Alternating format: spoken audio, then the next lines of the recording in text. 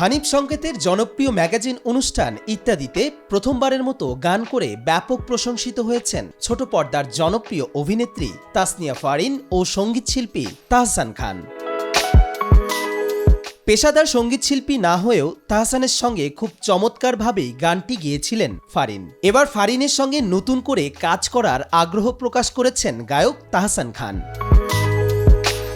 গণমাধ্যমে দেওয়া এক সাক্ষাৎকারে সঙ্গীতশিল্পী তাহসান জানান, ভালোবাসার জন্য বছরের পর বছর ধরে গান করেন তিনি। তার এবারের সুযোগটা এসেছিল ইত্যাদিতে।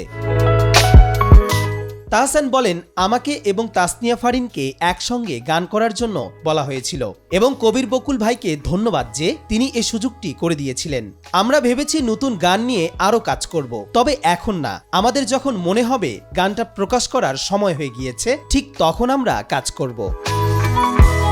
রঙে রঙে রঙিন হব গানের বিষয়ে তাহসান বলেন, মানুষ গান ভালোবাসে, এটাই তার বহিঃপ্রকাশ। কারণ আমাকে অনেকদিন পর এবার অনেকে বলেছে, ভাই গানটা খুব ভালো লেগেছে। তা শুনে আমারও ভালো লেগেছে। অনেক বছর অভিনয় থেকে বিরতিতে ছিলাম, চেয়েছিলাম অভিনয় থেকে পড়াশোনা করতে, তবে ঈদকে কেন্দ্র করে সামনে ব্যস্ততা রয়েছে। আমার নতুন গান আসবে। কবির চৌধুরী জয়, মাই টিভি অনলাইন।